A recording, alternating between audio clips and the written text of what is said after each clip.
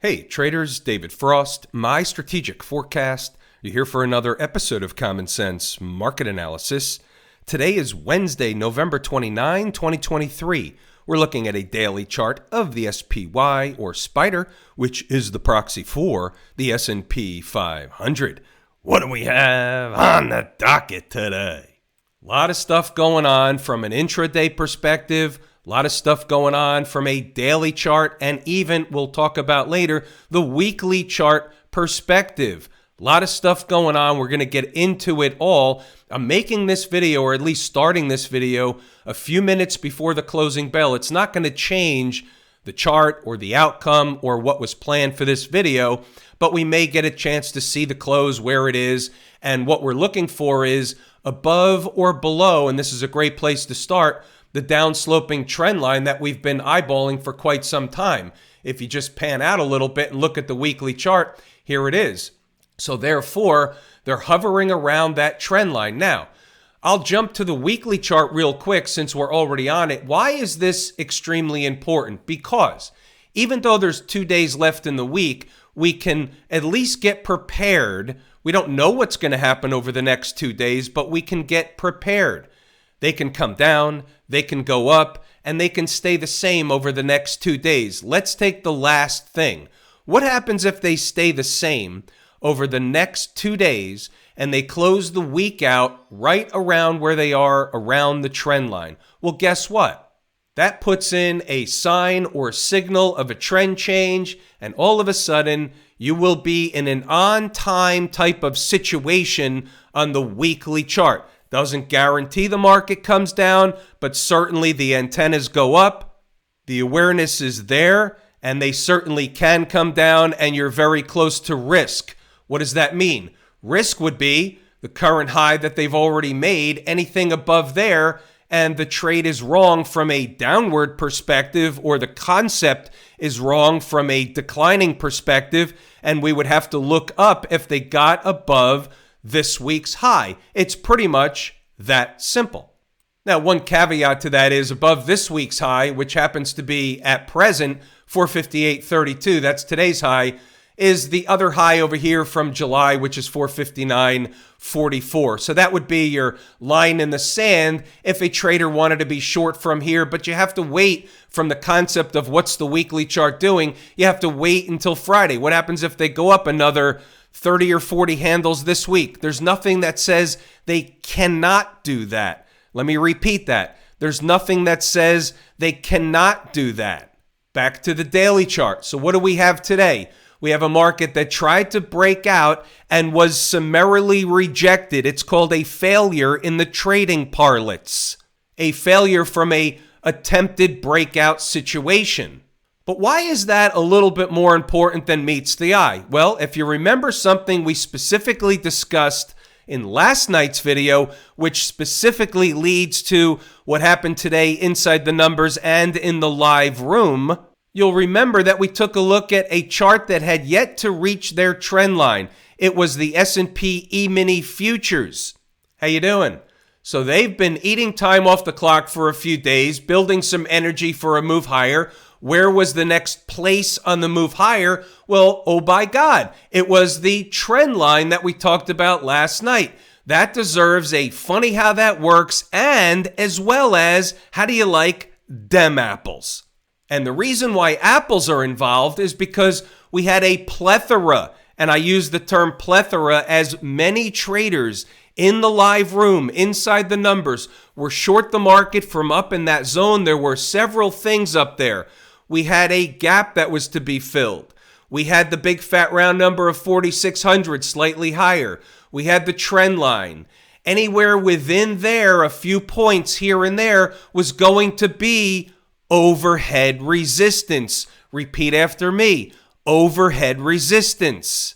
Based on the commentary in the live room, traders took a short there. Based on the emails I got after the fact this afternoon, traders took a short up there. They had a nice, healthy whopper of a day from a profitability standpoint. How you doing? Now, into the end of the day, the market's still active here with a few minutes left. And you can see here, they're just whipping it around, challenging the trend line. Where are they going to close? above or below the trend line. Now, that's not going to be an end-all be-all. They can gap down tomorrow. They can gap up tomorrow.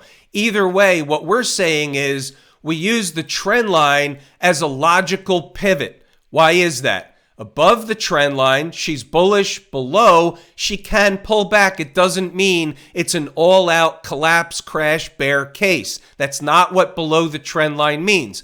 Below the trend line means she's in a position to have a garden variety retracement, pullback, decline, work off some of the quote-unquote, air quotes, overbought condition, let home base and price converge, work off some of the rally that occurred from the 27th of October all the way up through right now. One can say, hey, the market went too far too fast. Yeah, but you don't have a measurement for that, and there's nothing that says it can't go up another 30 or 40 handles tomorrow. We don't know that it will. We don't know that it won't, but there's nothing that says it can't. So too far too fast is only an aberration until you see a sign and or signal of a trend change. Today's candle can be considered a sign and or signal of a trend change. It certainly has the reversal qualities minus what? Minus big time volume. It has less volume than they did yesterday. Again, a few minutes left to the close, but when you look at it, it's going to be around the same volume as yesterday. So one of the characteristics you would like to see from a reversal perspective is void. It's not there. Doesn't mean the market can't come down, but we would like more confirmation. The more confirmation, the better we feel that we may have a top in place, something to trade against, which is today's high and secondarily the July high as discussed before. Hey, you doing? By the way, before we move on, I'll have a little interjection/intermission. A lot of you ask about the swing trades, and I point you to lazyswingtrader.com. Go over there, take a look. You can watch the video that's attached to that page, but also look at the performance. Look what's going on with the trades that are closed. That's the list of trades that are closed. Some of the stocks on that list also have an open/trailing position. You never know which ones are going to give you the whopper/rocket ride. So it's a base hit, it's a base hit, it's a double, stand-up double, rounding second, another base hit, triple, base hit, home run eventually. That's the way it works. The performance is good. We caught them on the way down as a buyer. We've been selling them over the last couple of days. We'll find out whether this is a top or not. All system generated, hands off. It's an algorithm. It's working. Just go take a look for yourself. Now on to inside the numbers. I gave you the crux of it. The real morning trade type of flavor was the short from the highs this morning. You can pause the video, read the notes, go back to the chart and double check the work. You'll see we start saying above 457.40, the door begins to open for 458.40, which is near corresponding to that price in the ES that hits that trend line. They came up about 8 cents short of that, but we have a give or take type of situation. We say it all the time in the live room. I say it in here. We don't split hairs over pennies. I like the numbers to be hit, but we know sometimes they come up short. Other times they spike them through.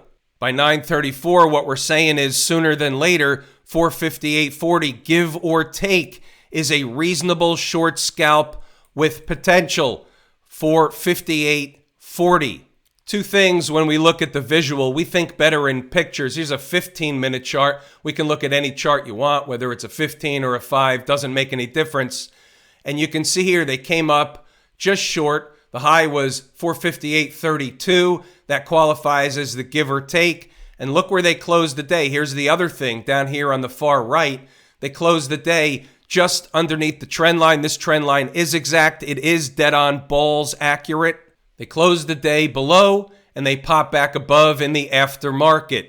Doesn't mean anything. It's just what they've done. Short scalp with potential. How about that potential? Remember, pause the video, read the notes, go back to the chart to double check the work. I highlighted the morning juicy situation. And the question you have to ask yourself, where are you getting your information from? Is it good? Do you know where to find support and resistance? Do you understand what the next place is and what happens in order for them to get to the next place? All that stuff is important. We discuss and teach and learn all that stuff each and every day in the live room. Go back to the chart to double check the work. What about a long side trade? What about after they came down? Was that available? Funny you should ask. The zone was 456.40 down to 455.50. They tried to bounce it here. Some traders got a scalp off. Other traders had to wait for them to go lower. Why? Because once we have a trade that begins to work, we don't let the remaining portion go bad on us. This was the other side. They came up short of the gap, tried to bounce it back, finally filled the gap, and then went right back to the 456.40 number. That was the place we originally, from the front end of support perspective, were taking a trade. So the long trade did work out from a base hit perspective. They went right back to the place. If you paint by the numbers, your average is in the middle. They still gave you the deal. But this one went a little bit farther, admittedly, than I thought they would on the decline off the ES trend line. And what I discussed in the live room was you have to look at this and say, look what they just did. They finished something, meaning the ES finished getting to the place they needed to get to. And what that means is, at least to me, everything has a beginning and an end. Therefore, when an end occurs, a new beginning takes place, and it's a cycle over and over and over again, which is why I say every day in the live room that the market basically does the same thing every single day within reason and with exception. But if you have an understanding of what they're doing, you can affect it by making trades and be successful. These are the things that we discuss and learn and teach day in and day out in the live room. We get traders comfortable with how the market works, how to approach it, what to do, and more importantly, what not to do.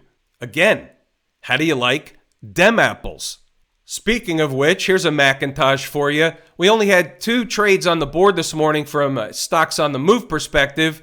LVS didn't hit its entry objective, but JBL did, so we'll take a look at the chart. JBL had a haircut at the opening bell. Doesn't look like much all day long, but you can't really tell what happened until you look at a shorter term chart than a 5-minute. This is what happened in JBL. So the stock opened up at 117.57. The number was 117.55. Now, that's not an easy thing to do. It doesn't make it easy when they open right on the number, but here's what happened, regardless of who traded it and who didn't. They hit the number, they spiked it a little bit, they had an immediate rocket ride over the next 3 minutes, back up to a high of what? 120. That's a stand-up double from a scalp trading perspective. That's it. The trade's over. What happened the rest of the day doesn't really matter. What's going on over in Camp IWM? Well, they spiked them up into the moving averages. They're still in this bullish, flaggish situation. They finished up 0.5% on the day when the SPY finished down basically 0.7%, 7 bips, if you will, 30 cents. That's like a rounding error. So the market was basically flat today in the end, but you did have the rejection. So you tried to break out, didn't work. Still, from an IWM perspective, they're still just eating time off the clock. There's no damage done here. Doesn't mean it won't come down. Doesn't mean it won't go up later. It just, no damage is done. We take the market at face value. We're the umpire calling balls and strikes day in and day out. What about Team Transports? Anything going on over there? Same routine. Tried to rally today a little bit, fell back down. They were having a nice day. They finished basically flat on the day, but nothing happened in the end, so you can't really make more out of it than nothing happened at face value. The market's in the same position it was yesterday. No change. As long as they stay above this picture, what we drew yesterday, she's in a bullish position. Q people tried to break up today a little bit, didn't work, came down, finished near the lows. Can say it's bearish, but it's not really bearish until it is. All they did was finish down 38 cents or 0.1%. It's a flat day. Once again, they can still remain in a position of eating time off the clock, letting home base work up to price. Same thing goes for the spiders. Just because the candle looks like a reversal candle doesn't mean the market's going to reverse.